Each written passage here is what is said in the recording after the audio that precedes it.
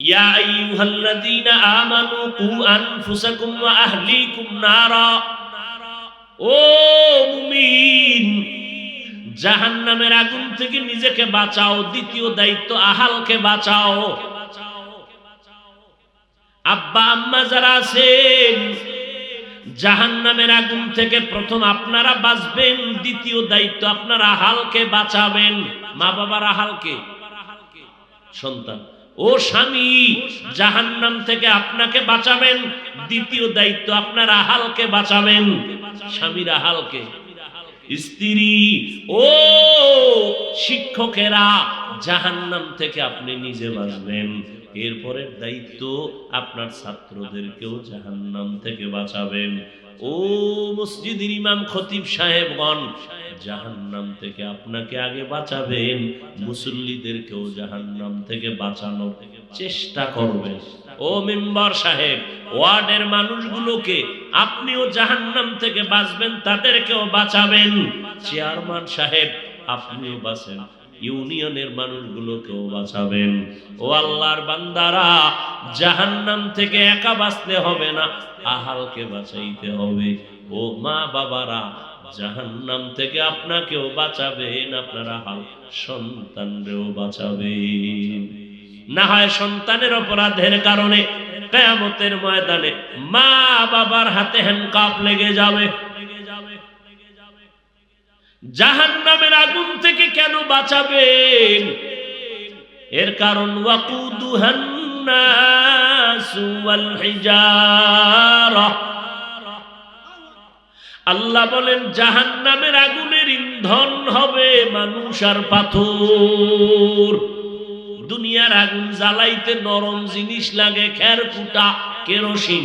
আর জাহান্নামের আগুন এতটাই যে ভয়ঙ্কর, এই আগুন জ্বালাইতেই প্রথমে আল্লাহ শক্ত জিনিস ব্যবহার করবেন, মানুষ আর পাথর। কোন মানুষ দিয়ে আল্লাহ আগুন জ্বালাবেন আল্লাহ নির্দিষ্ট করে বলেন নাই।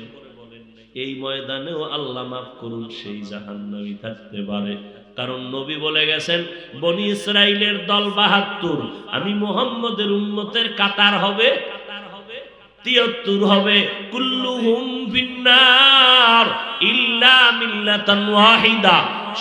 একদল জান্নাতে যাবে, আর ৭২ দল কই যাবে? এই ভালো করে এটা আরো শুনছেন না? আজকে আরেকটু শুনেন তো। এই যে ৭২ দল জাহান্নামে যাবে, এক দল জান্নাতে যাবে। এই ৭২ দল কোনো হিন্দু না, বৌদ্ধ না, খ্রিস্টান না, ইহুদি না। এই ৭২ কাতার জাহান্নামী সব হবে মুসলমান। এই ফ্যান্ডেলেই সবাই আছে। এই ৭৩ দল সব এখানে আছে। সাহাবায়ে কেরাম প্রশ্নটা করেই ফেললেন, নবী একদল জান্নাতে যাবে, তাকে পরিচয় কি? নবী বলেন, মা আনা আলাইহি ওয়া আসহাবি। আমি মুহাম্মদ যেই আদর্শের উপরে আছি, আমার সাহাবায়ে কেরাম যে আদর্শের উপরে আছে, এই আদর্শ মেনে যারা চলবে তারা জান্নাতি।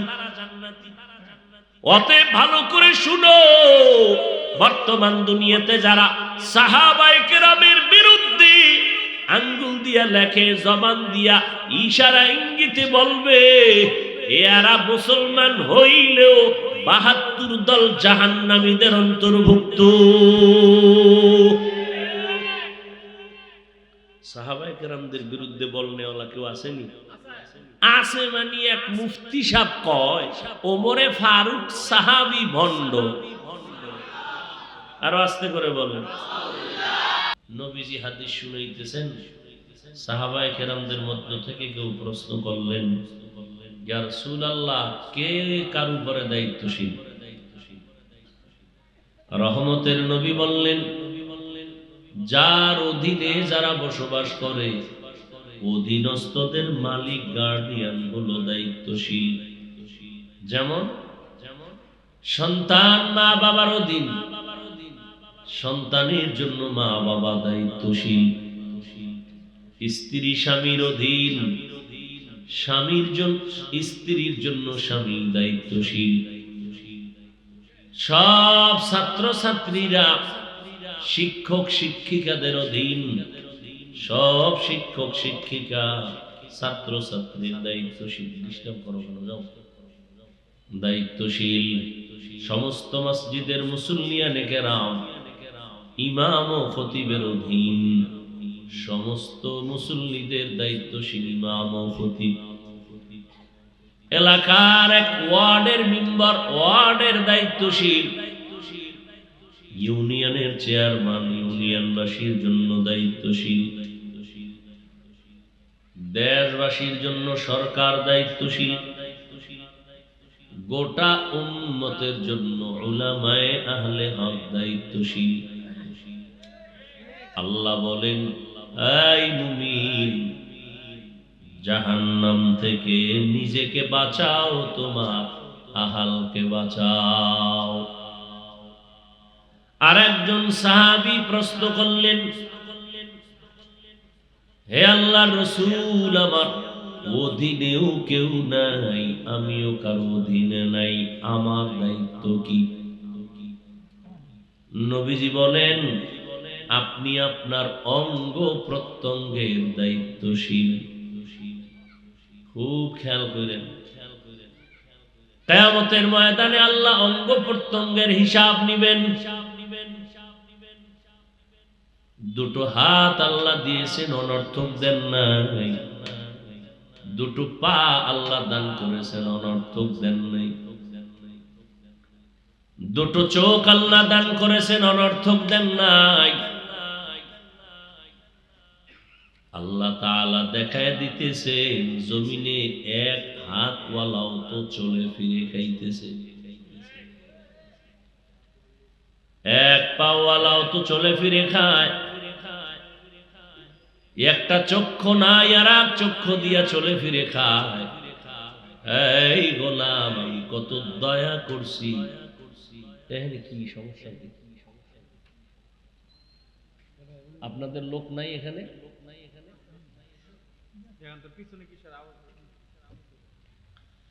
ভাইরা আমার, আল্লাহ বলেন, আমি তোরে এক হাত দিতে পারতাম, আমি বড় দয়া করে দুটো হাত দিয়েছি, ভালো রেখেছি। এগুলো এমনি দেই নাই, একটা ডিউটি করার জন্য দিয়েছি। আমি আল্লাহ তোরে এক চক্ষু দিলেও পারতাম, আমি দুই চক্ষু দিয়েছি, বড় দয়া করেছি। এমনি দেই নাই, ডিউটি করার জন্য দিয়েছি। আমি আল্লাহ কত দয়া করেছি। এগুলোর হক যদি আদায় না করো, কিয়ামতের ময়দানে কড়ায় গন্ডায় হিসাব দেওয়া লাগবে, পালাবার কোনো সুযোগ। নমরুদ পালাতে পারে নাই, ফেরাউন পালাতে পারে নাই। কত বড় পরাশক্তি নমরুদ, ফেরাউন। এই মোবাইল বন্ধ কর। বাপমা কি অযোগ্য বাপমা, বাচ্চার হাতে মোবাইল দিয়ে দিছে, মানে ছুরি দিয়া গলা জবাই করলেই তো হয়ে যেত। আল্লাহ হেদায়েত দান করুন। হায় হায়, হাসো কেন? এই এটা কি হাসির প্যান্ডেল না কান্নার প্যান্ডেল? তো লজ্জা নাই? হাসো কেন? আমি হাসির কথা বলছি, যা বলছি তাতে তো কান্নার কথা। হাসো কেন?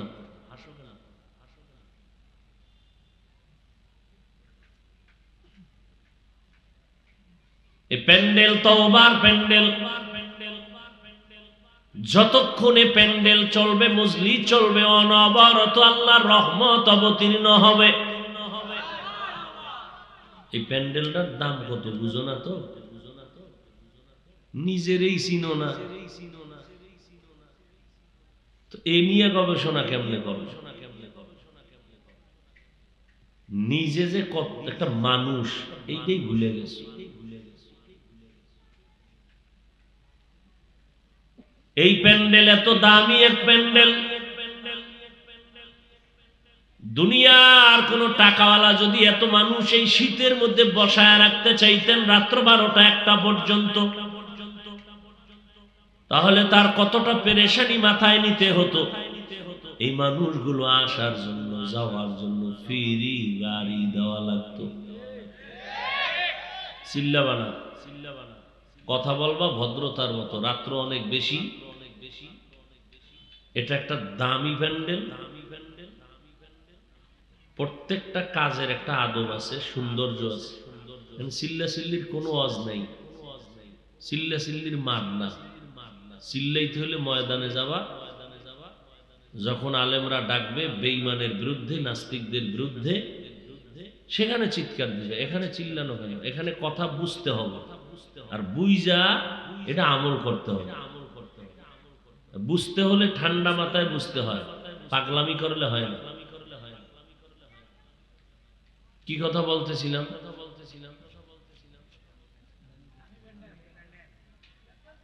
আসা যাওয়ার গাড়ি দেওয়া লাগতো না? লাগতো না? আপনাদের কি গাড়ি দেওয়া হয়েছে? পকেটের টাকা ব্যয় করে আসছেন, আবার হতে পারে মাদ্রাসায় দান করেছেন। দ্বিতীয়, টাকাওয়ালারাই মানুষগুলো এখানে বসানোর জন্য দ্বিতীয় লাগতো সুন্দর ভিআইপি বসার জায়গা ব্যবস্থাপনা। কিন্তু এমন এক বিছানা আপনাদের দিয়েছে, জমিনের কোন গরিবের বাড়িও বিয়ার অনুষ্ঠানে বিছানা দিলে জুতার বাড়ি ছাড়া উপায় ছিল না।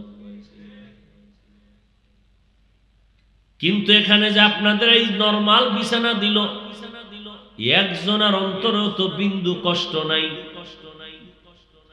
কে ধনী, কে গরিব, কে আলেম, কে মূর্খ, কে বড়, কে ছোট, সব একাকার হয়ে বসে গেছে, কষ্ট নাই। 3 নাম্বার, এখানে আসার পরে নাস্তা দেওয়া লাগতো সাহেবের, না দিলেই চেয়ারের বাড়ি। এখানে দীর্ঘ সময় আপনারা বসে আছেন, কোনো নাস্তা দেওয়া হয়েছে? হবে হবে না। 4 নাম্বার, এতগুলো মানুষ যদি এই দীর্ঘ রাত্র বসায় রাখতে চাইতেন কোনো টাকাওয়ালা, তাহলে কি পরিমাণ পুলিশ লাগতো নিয়ন্ত্রণ করার জন্য? এই আখেরাতের সওয়াবের কথা বাদ, নগদ যেটি বলছি এটি বুঝনি যুবকেরা, কি পরিমাণ পুলিশ লাগতো।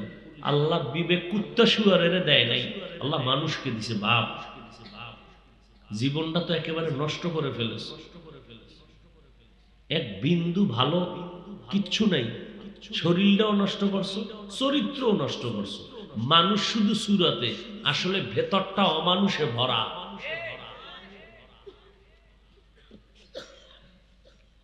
একটু ভাবো, যে এতগুলো মানুষ বসায় রাখতে কত পুলিশ লাগতো, আর একটা পুলিশ আছে, একটা আওয়াজ নেই, চুপচাপ নরমাল বিছানা, ক্ষুধা লাগছে কেউ উঠে না, টেলিফোন আসতেছে কেউ রিসিভ করে না। কারণ কি? এটা কেমনে সম্ভব? ওয়াজ তো সারা রাত শোনার দরকার নেই, শুধু এতটুকু চিন্তা করলেও হেদায়েত পাওয়া যায়। কপাল যদি খারাপ হয় তো হেদায়েত দূরের কথা, সৃষ্টির শ্রেষ্ঠ নবীও বয়ান করলে কালেমা বলে, কপাল যদি ঘুরে যায়। তো আমরা তো লাইন ছাড়া মানুষ, নবীর বয়ানে কালেমা পড়ে না, এমন কপাল পড়া। আমগো বয়ান কি? আমরা তো বয়ান করি, কণ্ঠ বাজাই, ভিতরে তো ওই বয়ানের আমল আমার মধ্যে নাই। কণ্ঠ না শুধু বাজাই।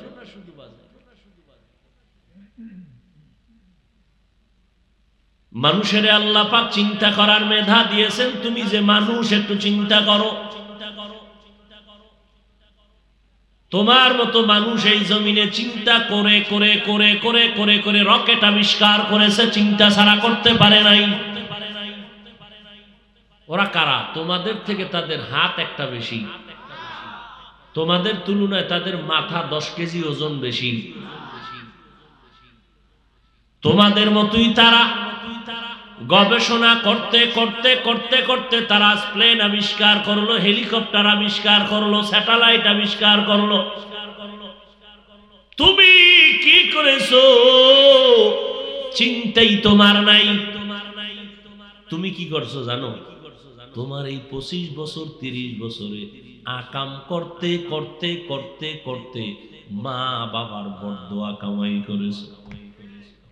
যুবকেরা শোন, ভালো করে শোন, একটাই যদি দাঁত বাইর করো তো খবর আছে।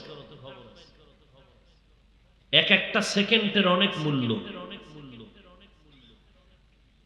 এই মজলিসটা যতক্ষণ থাকবা, আল্লাহ আরশে আজিমে বসে ঘোষণা দিছেন একজনেরও গুনাহ নাই, সব মাফ। ভালো হইতে বহু সময় লাগে, কপাল ফুটতে 1 সেকেন্ড লাগে না। তোমার এই 25-30 বছরে কি করছো? মা বাবার বরদোয়া কামাই করেছো। কেন? কয় মোবাইলের কারণে। মোবাইলের কারণে মায়ের সাথে কি পরিমাণ বেয়াদবি করেছো, বাবার সাথে কি পরিমাণ বেয়াদবি করেছো মোবাইলের কারণে। কাগজ কলম লয়ে বইলে হিসাব করতে, একটা কথা যদি মিথ্যা বলি দাঁড়ায় যাবে, কোনো কথা নাই। নগদ ওয়াজ করে যাব, কোনো ফাউল কথা নেই। এই মোবাইলের সূত্র ধইরা শিক্ষকের সাথে কত ছাত্র বেয়াদবি করেছো। এই মোবাইলটাকে কেন্দ্র করে কত মুরব্বির সাথে বেয়াদবি করেছো। এই মোবাইলের কেন্দ্র কইরা কত জনে মা বাবার টাকা চুরি করেছো। তাহলে তোর জীবনে এই 25 বছরে কামাই কি? মায়ের বরদোয়া, বাবার বরদোয়া, শিক্ষকের বরদোয়া। তোর লজ্জা আছে? কাজী নজরুলের ইতিহাস পড়ো, গবেষণা করো। আল্লাহ না করুন যদি যুবক আজকে মরে যাও, কি স্মরণ করবে তোমারে নিয়ে? তোমার মা বাবা বলবে একটা চরিত্রহীন সন্তান ছিল, এতটাই যে তুই খারাপ। মেডিসিন তোমার ভিতরে আছে, কিন্তু সেটা কাজে তো লাগাওই না, বরং এটা আরো জবাই করতেছো, নষ্ট করতেছো। কি দিয়া? মোবাইল দিয়া। কি দিয়া? মোবাইল। মোবাইলের কারণে চেহারা নষ্ট। তুমি তো মনে করো খুব নাদুস নুদুস চেহারা, বিউটি পার্লার ফেল। তুমি কার্টুন দেখতে দেখতে নিজে কার্টুন হয়ে গেছে, খবর নাই তোমার। আমগো আখেরাতের ওয়াজ তো আছেই, ভিডাভিডি কবরে গেলে। এর আগে নগদ কিছু শুনো, এই মোবাইলে কি ক্ষতি করে। জীবন বর্ত সারাটা রাত মোবাইল নিয়ে কবিরা গুনা কবিরা গুনা কবিরা গুনা কবিরা গুনা করতে করতে রাত শেষ। যুবক মিথ্যা বলছি? রাগ করিস না। পৃথিবীতে ওলামায়ে কেরামের মতো বন্ধু তোমাদের আর কেউ নেই। গালি দিবা, এরপর আইয়া সালাম দিবা। আর তুমি যারে আপন বন্ধু বানাইছো কিছু পাওয়ার জন্য, এর স্বার্থে যদি আঘাত লাগে, দেখবা 5 মিনিট পরে মোবাইল বন্ধ। ঠিক নেই? ও যুবক, এই মোবাইলের দিকে তাকাইয়া কবিরা গুনাহ করে করে করে করে কি ক্ষতি করছো রে বাবা? আমরা হুজুরেরা বললে তোমার মানতে কষ্ট হবে। আজকে বাসায় যাইয়া জীবনভর মোবাইল নিয়ে তো অপরাধ করলা, আজকে একটু ভালো কম করলো। বাসায় যায় গুগলের মধ্যে সার্চ দিও, ওখানে তোমাকে গুরুরা বসা আছে, প্যান্ট শার্ট টাইওয়ালা।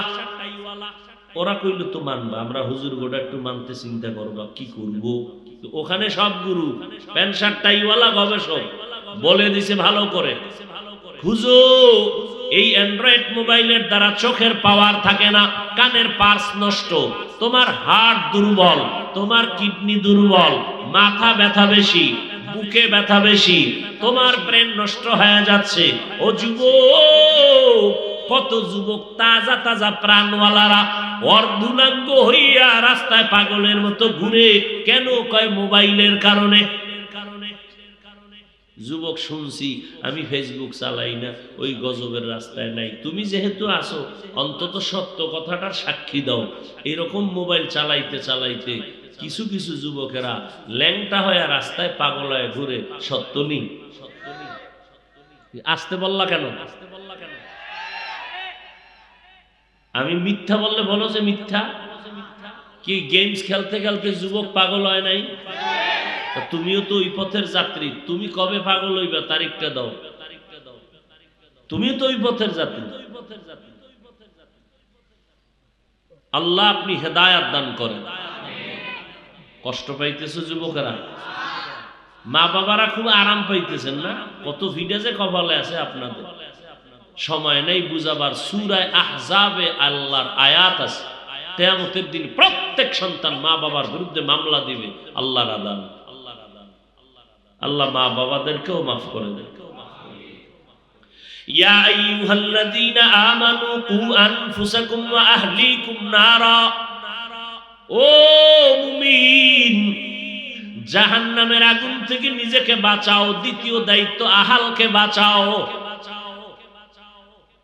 আব্বা আম্মা যারা আছেন জাহান্নামের আগুন থেকে প্রথম আপনারা বাঁচবেন, দ্বিতীয় দায়িত্ব আপনারা আহালকে বাঁচাবেন। মা বাবার আহালকে, সন্তান ও স্বামী জাহান্নাম থেকে আপনাকে বাঁচাবেন, দ্বিতীয় দায়িত্ব আপনার আহালকে বাঁচাবেন। স্বামীর আহালকে, স্ত্রী ও শিক্ষকেরা জাহান্নাম থেকে আপনি নিজে বাঁচবেন। এরপরের দায়িত্ব আপনার ছাত্রদেরকেও জাহান্নাম থেকে বাঁচাবেন। ও মসজিদের ইমাম খতিব সাহেবগণ জাহান্নাম থেকে আপনাকে আগে বাঁচাবেন, মুসল্লিদেরকেও জাহান্নাম থেকে বাঁচানোর চেষ্টা করবেন। ও মেম্বার সাহেব, ওয়ার্ডের মানুষগুলোকে আপনিও জাহান্নাম থেকে বাঁচবেন, তাদেরকেও বাঁচাবেন। চেয়ারম্যান সাহেব আপনিও বাঁচেন, ইউনিয়নের মানুষগুলোকেও বাঁচাবেন। ও আল্লাহর বান্দারা, জাহান্নাম থেকে একা বাঁচতে হবে না, আহালকে বাঁচাইতে হবে। ও মা বাবারা, জাহান্নাম থেকে আপনাকেও বাঁচাবেন, আপনার আহাল সন্তানরেও বাঁচাবেন। না হয় সন্তানের অপরাধের কারণে কিয়ামতের ময়দানে মা বাবার হাতে হ্যান্ডকাপ লেগে যাবে। জাহান্নামের আগুন থেকে কেন বাঁচাবেন? এর কারণ ওয়াকুদুহান নাসু ওয়াল হিজারা। আল্লাহ বলেন জাহান্নামের আগুনের ইন্ধন হবে মানুষ আর পাথর। দুনিয়ার আগুন জ্বালাইতে নরম জিনিস লাগে, খেরকুটা, কেরোসিন। আর জাহান্নামের আগুন এতটাই যে ভয়ঙ্কর, এই আগুন জ্বালাইতেই প্রথমে আল্লাহ শক্ত জিনিস ব্যবহার করবেন, মানুষ আর পাথর। কোন মানুষ দিয়ে আল্লাহ আগুন জ্বালাবেন আল্লাহ নির্দিষ্ট করে বলেন নাই। এই ময়দানেও আল্লাহ মাফ করুন, সেই জাহান্নামী থাকতে পারে। কারণ নবী বলে গেছেন, বনি ইসরাইলের দল ৭২, আমি মুহাম্মদের উম্মতের কাতার হবে ৭৩ হবে। কুল্লুহুম ফিন্নার ইল্লা মিল্লাতান ওয়াহিদা, একদল জান্নাতে যাবে আর ৭২ দল কই যাবে? এই ভালো করে এটা আরো শুনছেন না? আজকে আরেকটু শুনেন তো। এই যে ৭২ দল জাহান্নামে যাবে, এক দল জান্নাতে যাবে। এই ৭২ দল কোনো হিন্দু না, বৌদ্ধ না, খ্রিস্টান না, ইহুদি না। এই ৭২ কাতার জাহান্নামী সব হবে মুসলমান। এই ফ্যান্ডেলেই সবাই আছে। এই ৭৩ দল সব এখানে আছে। সাহাবায়ে কেরাম প্রশ্নটা করেই ফেললেন, নবী একদল জান্নাতে যাবে, তাকে পরিচয় কি? নবী বলেন, মা আনা আলাইহি ওয়া আসহাবি, আমি মুহাম্মদ যে আদর্শের উপরে আছি, আমার সাহাবায়ে কেরাম যে আদর্শের উপরে আছে, এই আদর্শ মেনে যারা চলবে তারা জান্নাতি। অতএব ভালো করে শুনো, বর্তমান দুনিয়াতে যারা সাহাবায়ে কেরামের বিরুদ্ধে আঙ্গুল দিয়া লেখে, জবান দিয়া ইশারা ইঙ্গিতে বলবে, এরা মুসলমান হইলেও ৭২ দল জাহান্নামীদের অন্তর্ভুক্ত।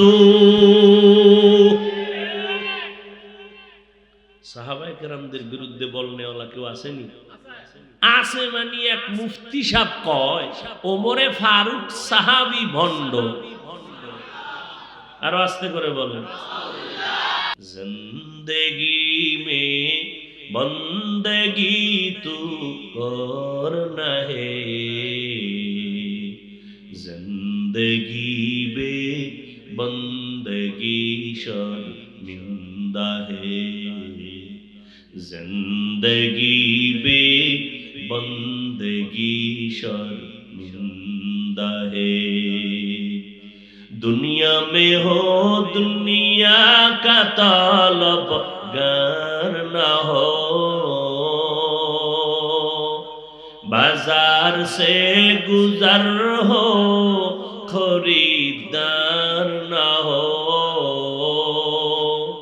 दुनिया में हो दुनिया का तलबगार ना हो, बाजार से गुजर हो खरीदार ना हो, ये दुनिया एक मसले कागज फूल है, ये दुनिया एक मसले कागज फूल है, जिंदगी में बंदगी तू करना है, जिंदगी में बंदगी तू करना है,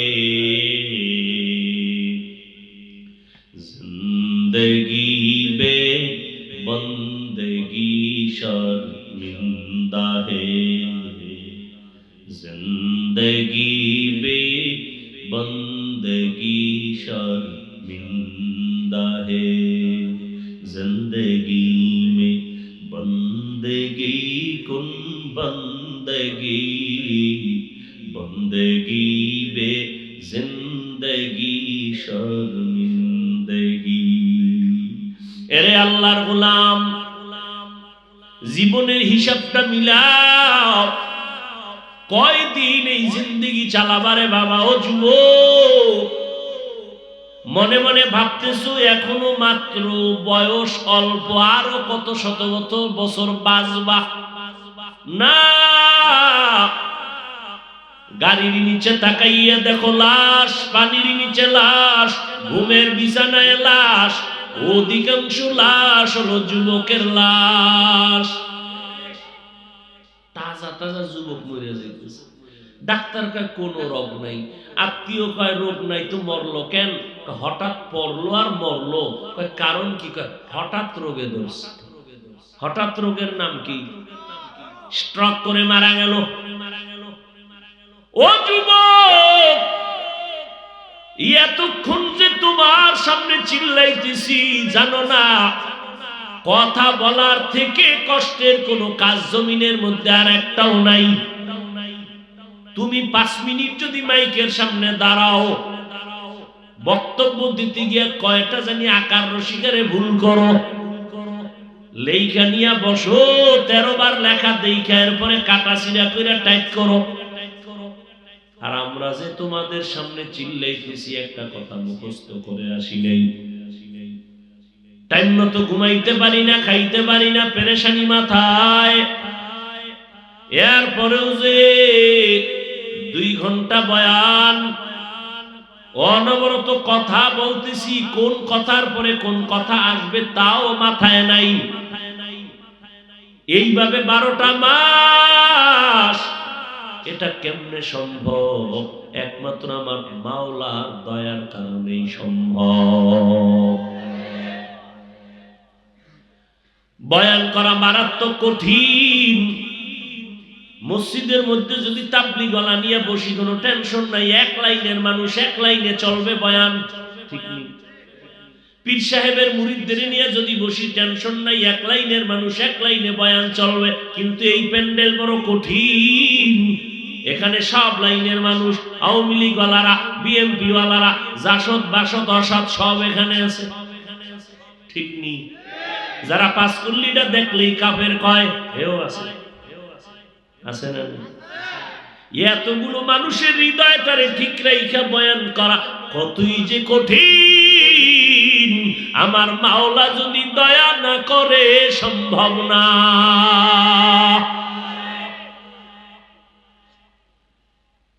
এতক্ষণ যে বয়ান করতেছি একটা বড় বললাম না আমার দলে আসো, মাদ্রাসায় আসো, না, বরং উল্টা বলতেছি, এই যুবক, স্কুলে আসো, ছাড়বি না, কলেজে আসো, লেখাপড়া ছাড়বি না, ডাক্তার হ, আল্লাহ তোরে কবুল করুক, দোয়া করে গেলাম। ডাক্তারি পড়, ইঞ্জিনিয়ারিং পড়ো, আলহামদুলিল্লাহ। চাকরি করবি, কর, আলহামদুলিল্লাহ। ব্যবসা করো, আলহামদুলিল্লাহ। করো, কোনো বাধা নাই। ডাক্তার হও, ইঞ্জিনিয়ার হও, প্রফেসর হও, তবে আমার ছোট্ট দাবি বেয়াদব হইও না।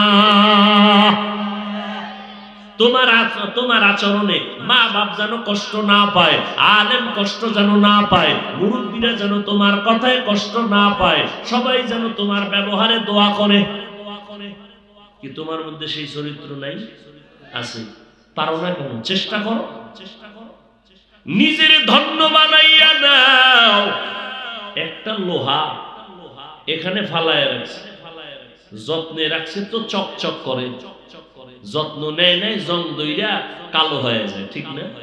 তোমার ভিতরে সব আছে। আল্লাহ তাআলা বলেন ওয়াশ-শামসি ওয়া দুহাহা ওয়াল কমারি ইযা তালাহা ওয়ান নাহারি ইযা জাল্লাহা। এরপর কি?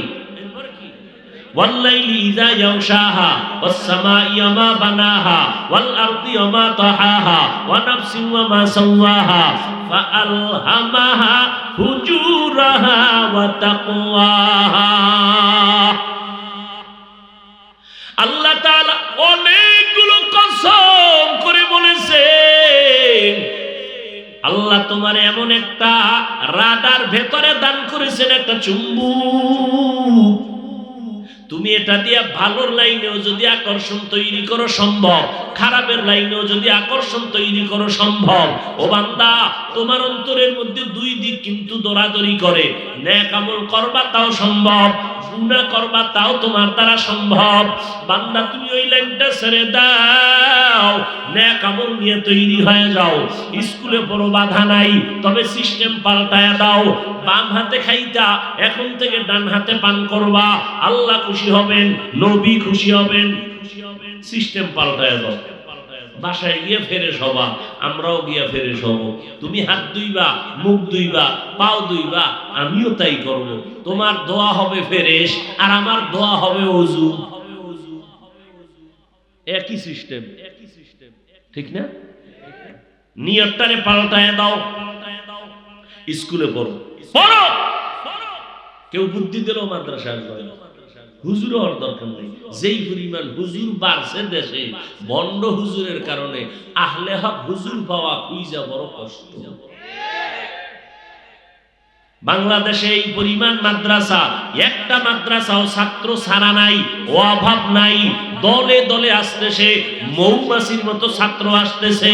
ওয়াজের প্যান্ডেলে দাঁড়ানোর জায়গা নাই, জুমার মসজিদে মুসল্লি জায়গা হয় না। এখানে শুনলাম গতকাল 50-এর উপরে হাফেজে কোরআনের মাথায় পাগড়ি প্রদান করা হলো। আবার মেয়র সাহেব বলে গেলেন, এরা এখান থেকে ভাগবে কেন? এখানে হাফজ শেষ কইরা আবার কিতাবখানায় মাওলানাগিরি পড়বে, এজন্য আমি আলাদা জায়গা দিব। এরা মাওলানা হয়ে যাবে, একদিকে হাফেজে কোরআন, আবার মাওলানা হইয়া আবার হবে মুফতি, আবার হবে মুহাদ্দিস, আবার হবে মুফাসসির। এরা হবে দুনিয়ার মাথার মুকুট, এরা মুকুটহীন সম্রাট। তুমি স্কুল বাদ দিয়ে আমাদের এখানে বীর জমায় লাভ আছে?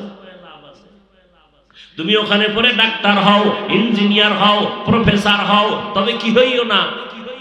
তোমার কথা কেন? লিকুল্লি শাইইন জিনাতুন ফিল ওয়ারা ওয়া জিনাতুল মারই তামামিন আদাবি। এই কষ্ট হয়? রাগ করতেছেন? আমার মাথায় কিন্তু অনেক পেরেশানি। পরশুদিন মাদ্রাসার মাহফিল, ব্যস্ত এর মধ্যে কষ্ট করতেছি ঠান্ডার ভিতরে। আল্লাহ আবহাওয়াকে আমাদের অনুকূলে এনে দেন। প্রচন্ড ঠান্ডাকে আল্লাহ পাক আমাদের স্বাস্থ্যের সহনীয় পর্যায়ে এনে দেন। এই ঠান্ডার প্রবণতা থেকে আল্লাহ গোটা দেশ জাতিকে হেফাজত করে। আল্লাহ, আর একটু সামনে আগাবো।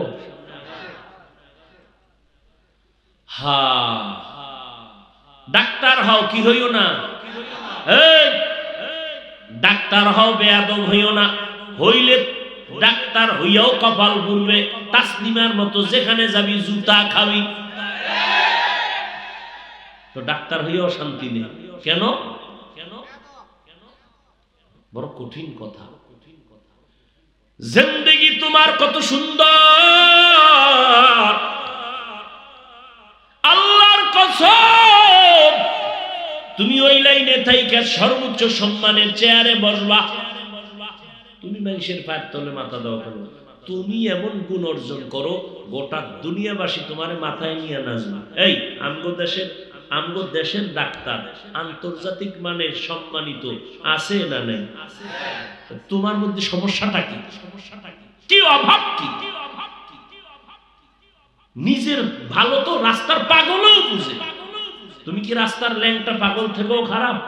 রাস্তার পাগলে কি আগুনে হাত দেয়? কেন? তা এই ভালোটাও বুঝে না, তা তুমি কি পাগল থেকেও খারাপ? তুমি জানো না চরিত্র নষ্ট হইলে তোমার জুতা মারবে সবাই?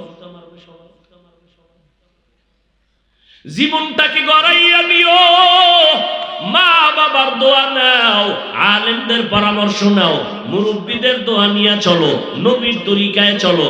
ঢাকা বিশ্ববিদ্যালয়ে যাও, জাহাঙ্গীরনগরে যাও, সলিমুল্লাহ হলের ভেতরে যাও, গিয়ে দেখবা মাথায় পাগড়ি, লম্বা দাড়ি, লম্বা জামা, মনে হয় যেন বাইতুল মুকাররমের ক্ষতি। ভাইজান কি করেন? বলে ঢাকা কলেজে পড়ি। এই সুরাত কেন? বলে কোরআনওয়ালাদের সাথে আমার গোপনের সম্পর্ক চলতেছে।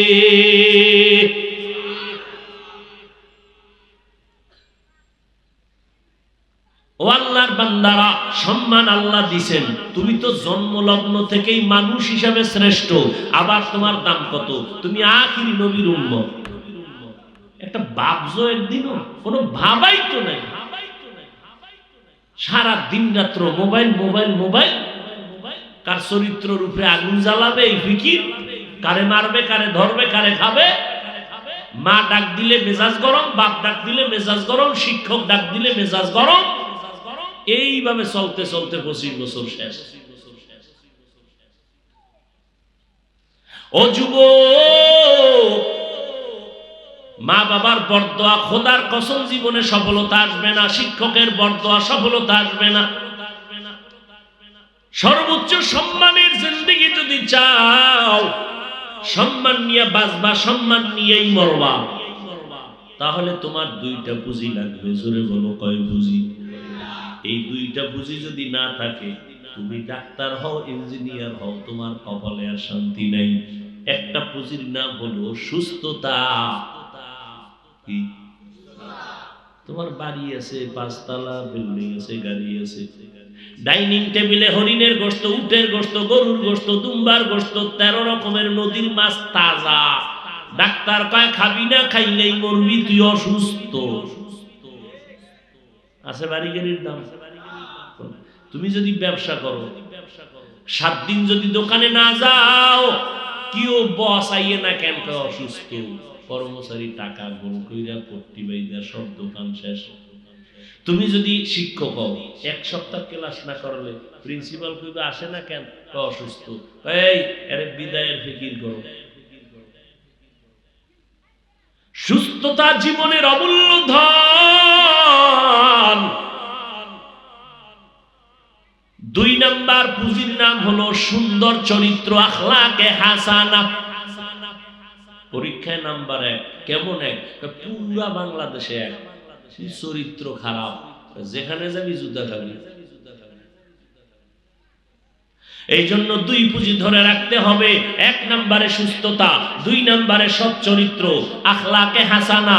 এই দোনোটাকেই জবাই করেছো মোবাইলের দ্বারা। সুস্থতাও শেষ মোবাইলের কারণে। কারণ সমস্ত বিজ্ঞানীরা, সমস্ত চিকিৎসা বিজ্ঞানীরা একমত, মানুষের শরীরের সুস্থতার জন্য আল্লাহর পক্ষ থেকে দেওয়া একটা মহা ঔষধ আছে, ফিরি। রাতের ঘুম। রাতে সারা রাত। প্রথম অংশের ঘুম শরীরের ক্ষতি, শেষ ভাগের ঘুম শরীরের ক্ষতি। মধ্যভাগের ঘুম হলো শরীরের ঔষধ। 10টা 11টা 12টা 1টা 2টা 3টা ঘুমাবি, শেষ রাতের ঘুম শরীরের ক্ষতি। এই গুগলে যাবি, আজকে গুগলে ঢুকবি। জীবনটা আকাম করছে, আজকে একটা ভালো ফোন করিস, গুগলে ঢুইকা এই সার্চ দিবি শরীরের জন্য রাতের কোন অংশ ঘুমটা ঔষধ। এগুলো দেখে দেখে দেখবা সব গবেষকরা বলেছে রাতের মধ্য অংশ সময়টা শরীরের জন্য মহা ঔষধ।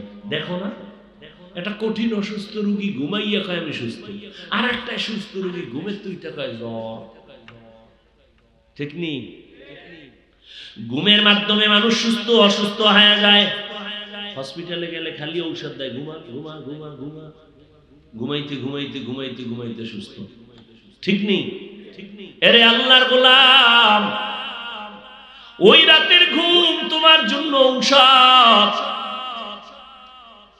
শেষ রাতের ঘুম না কিন্তু সাবধান। এই জন্যই কিন্তু 5 বেলার আজানের মধ্যে ফজর, যোহর, আসর, মাগরিব, এশা সব আজান কি একরকম নাকি একটু ব্যবধান আছে? কোন আজানে আসেনি? কোন আজান কি ব্যবধান? জোরে কও, অর্থ কি? ঘুমের চেয়ে নামাজ ভালো, আর তুমি ঘুমাইও না। ঠিক মতো পড়িলে নামাজ জান্নাত তোমার ঠিকানা। পশু পাখি কীট পতঙ্গ কেউ ঘুমিয়ে রইল না, মানুষ হয়ে ঘুমিয়ে থাকা ঠিক তোমাদের হবে না। আমার প্রাণের ভাই বোনেরা জলদি করে উঠে যাও, ওযু করে তাড়াতাড়ি নামাজ পড়তে লেগে যাও। এরে আল্লাহর বান্দা, শেষ রাতের ঘুম নিষেধ, কারণ ওই টাইমে তোমার আমার জিন্দেগির মালিক প্রথম আসমানে হাজির হয়ে যান। কে কে? কোথায় আসেন? কোন দিন? অতি গভীর হয় রজনী যখন, নীরবে প্রভুর নাম জপিও তখন। প্রভুর করুণা যদি পাইবারে চাও, গভীর রাতে উঠে প্রভুর গুণগান গাও। প্রথম আসমানে কে আসেন? কয়দিন আসেন? প্রতিদিন। আচ্ছা বলো তো যুবকেরা, আল্লাহ যে প্রথম আসমানে আসেন কোন টাইমে? শেষ প্রথম অংশে, মধ্যরাতে, কোন রাত? আচ্ছা কেন আসেন? বান্দার থেকে কিছু নিতে না বান্দাকে দিতে? নিতে, দিতে। তোমার কিছু লাগবে বুঝা কইও। তা তুমি ঘুমাও কেন? কি আশ্চর্য বিষয়। চেয়ারম্যান সাহেব, আমার এলাকার গরিবের জন্য 5 টন গম লাগবে। চেয়ারম্যান কয় কালকে আমি আসতেছি। উম্মা চেয়ারম্যান হাজির হেলাই পাইব? আল্লাহ তুমি বলতেছো লাগবে, আল্লাহকে আমি দেওয়ার জন্য প্রথম আসমানে আসছি, টাকা লাগবে বল আমি দিয়া দিব। তুমি ঘুমাও। দেওয়ার জন্য আল্লাহ আসছেন, গুনাহ মাপ চাবি, আল্লাহর কাছে একটা ডাক দে। আর মোবাইলে তো তোমারে ঘুম দেয় না, তুমি তো সজাগ, পারো তো 2 রাকাত তাহাজ্জুদ পড়িয়া সিজদা করতে, আল্লাহর কাছে চাইতে। বেঈমান ফেরাউনও কিন্তু আল্লাহর কাছে চাইতো ভোর রাইতে, ও আল্লাহ আমি আখিরাত চাই না, দুনিয়ার বাহাদুরি চাই দাও। আল্লাহ দিয়ে দিছে। আল্লাহর কাছে চাইলে ফেরত যায় না। ও যুবক, ওই আল্লাহর কাছে ফেরাউন রাতে কাঁদে, আর ওই গভীর রাতে আমার নবী রহমতের নবীও রাতের বেলা কাঁদেন। ফেরাউন কাঁদে দুনিয়া চাই আখিরাত চাই না, নবী কাঁদে আল্লাহ আমার উম্মতের বাঁচাইয়া দেও, জাহান্নামে যেন যায় না। কারণ জাহান্নামের ইন্ধন হবে মানুষ আর পাথর। ও আল্লাহর বান্দারা, মনে মনে কি ভাবতেছো? এই আমিও তো আজকে প্যান্ট শার্ট টাই লাগাইয়া যদি রাস্তায় ঘুরতাম, দাড়িটা কামাইয়া, কেউ আমারে বাধা দিত না। এই টুপি মাথায় দিলে মাথা গরম, তোমার থেকে কম বুঝি না। দাড়ির কারণে যৌবনের ভাব চলে গেছে, তোমার থেকে কম বুঝি না। লম্বা জামাটা পরার কারণে শরীরটা আটকা লাগে, তোমার থেকে কম বুঝি না। এই শীতের মধ্যে ফজরের নামাজের সময় ঠান্ডা পানি দিয়া ওযু বানাইয়া নামাজ পড়তে যে কি কষ্ট বুঝা বোঝাবার কোনো ভাষা নাই, এরপর নামাজ ছাড়ি না, দাড়ি কাটি না, বেপরদায় চলি না, হারাম খাই না। কারণটা কি? আমার মাওলার কোরআন সত্য, গুনাহগারের আযাব হবে তাও সত্য। না মিথ্যা? একটা ভুল কোরআন শরীফ থেকে বাইর করে দে, এখন দাড়ি কেটে বলবো, প্যান্ট শার্ট পরে রাস্তায় নাই না, আল্লাহর বিরুদ্ধে শুরু করব, কোরআন সব জ্বালায় দিব, একটা ভুল বের করে দেব, আছে? যদি বলো কোরআনে ভুল নাই, তাহলে বলো পাও ধরার জন্য তৈরি হয়ে গেলাম, রেডি হইয়া যাও, তওবা করো, মাথা নত করে দাও, আর মনে মনে আমার আল্লাহর একটু ডাক দাও, ও দয়ার মালিক, এই জীবনটা গুনায় গুনায় কাটাইলাম, আমার গুনার খবর আমার মা জানে না, আমার বাবা জানে না, আমার এই জীবনে কত অন্যায় করলাম আমার ছেলে মেয়ে স্ত্রী জানে না, আমার বন্ধুরা জানে না। যদি জানতো, মা বাবা মোহাব্বতের নজরে দেখতেন না, আমার অন্যায়ের খবর আমার সন্তানেরা জানলে আব্বু বলে ডাক দিত না।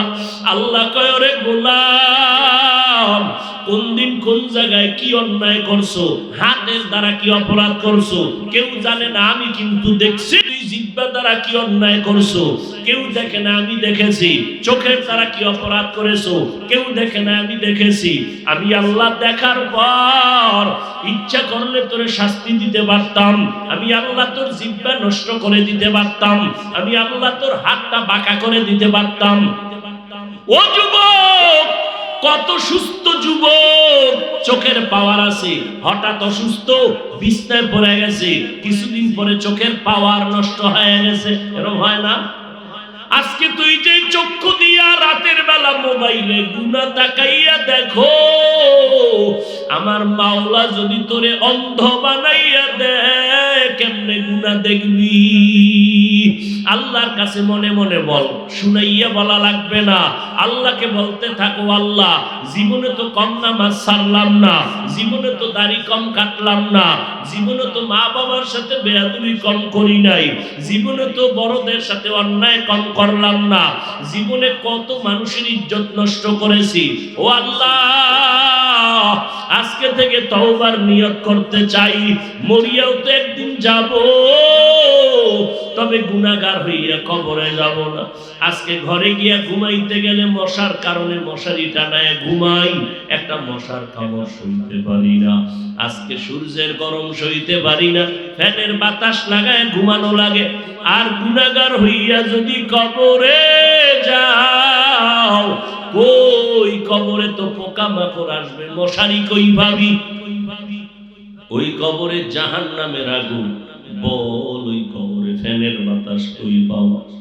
আমার মাওলার কোরআন মিথ্যা মনে করিও না, নবীর কথা মিথ্যা মনে করিও না। জাহান্নামের আগুন ভয়ঙ্কর আগুন। ও আল্লাহর বান্দারা, দুই ফোঁটা চোখের পানি ছেড়ে মাওলার কাছে গুনার কথা স্মরণ করে তওবা করো। মনে মনে আল্লাহকে বলো, আল্লাহ জীবনে যতদিনের হায়াত পাই বেঁচে থাকবো, নামাজ আর কোনোদিন ছাড়বো না, বেপরদায় চলবো না, মা বাবাকে কষ্ট দিব না, দাড়ি কাটবো না, ওলামায়ে কেরামের পরামর্শ নিয়ে নবীর তরিকা মানিয়ে চলবো। এই যুবকেরা, তোমার মতো কত যুবক স্কুল কলেজে পড়ে 5 বেলার নামাজ পড়ে আছে না নাই? তুমি কেন পারবা না রে বাবা? তোমার মতো কত যুবক চাকরি করে, ব্যবসা করে, র্যাব, আর্মি, পুলিশ, বিডিআর নামাজ ছাড়ে না, তুমি কেন পারো না? পর্দার আড়ালের আম্মা জানেরা, আপনাদের জীবন কত ধন্য। 50-এর উপরে ছাত্র হাফেজে কোরআন, মাথায় পাগড়ি নিল, এরে আম্মা জান, এর পেছনে সব অবদান আপনাদের। আপনারা নবীদের মায়ের মতো মা, আলেমদের মায়ের মতো মা, সাহাবায়ে কেরামদের মায়ের মতো মা, আপনারা আয়েশা রাদিয়াল্লাহু তাআলা আনহার মতো ধন্য নারী, আপনারা খাদিজা রাদিয়াল্লাহু তাআলা আনহার মতো দামি নারী। এরে আম্মা জান, ফাতেমা রাদিয়াল্লাহু তাআলা আনহার মতো দামি নারী। এরে আম্মা জানেরা, আজকে আপনার মতো কত মা পর্দা রক্ষা করে চলে, স্বামীর মাল হেফাজত করে, সন্তানগুলো আদর্শ বানানোর চেষ্টা করে। আপনি কেন পারেন না? নামাজ পড়তে পারেন না, স্বামীর মাল হেফাজত করেন না, সন্তানগুলো আদর্শওয়ালা বানানোর মেহনত কেন করেন না? কয়দিন আর বাঁচবেন? আল্লাহর কাছে তওবা করেন। বুড়া বাবাজিরা, আপনার মতো কত বৃদ্ধ মানুষ লাঠি হাতে নিয়ে মসজিদে গিয়া 5 বেলার নামাজ পড়ে, এক ওয়াক্ত নামাজ ছাড়ে না। আপনারা কেন পারবেন না? আল্লাহর কাছে পেছনের গুনাহ থেকে তওবা করেন। ও আল্লাহ, একটা সেকেন্ডের জন্য জাহান্নামের আগুন সইতে পারবো না। ওই কবরে দুই পার্শ্বের মাটির চাপ সহ্য করা যাবে না রে আল্লাহ। আজকে থেকে তওবার খাঁটি নিয়ত করে ফেললাম, মরিয়াও গেলে আর কোনোদিন নামাজ ছাড়বো না, বেপরদায় চলবো না, দাড়ি কাটবো না, মা বাবারে কষ্ট দিব না, আলেম ওলামাদের পরামর্শ নিয়া নবীর সুন্নাত অনুযায়ী চলবো, হালাল ভাবে চলবো, কারো হক নষ্ট করবো না, দেশ জাতির বিরুদ্ধে ষড়যন্ত্র করবো না। তওবার যদি অন্তর তৈরি হয়ে থাকে, মুনাফিকি যদি অন্তরে না থাকে, খাঁটি তওবার নিয়ত যাদের আছে তাদেরকে বলবো, দুটো হাত আমার আল্লাহকে দেখাইয়া দাও। আয় আল্লাহ, হাতগুলো কবুল করে নেন, তওবা কবুল করে নেন। তওবার উপরে মজবুত হইয়া চলার মতো তৌফিক দান করেন, আমিন। আলহামদুলিল্লাহ।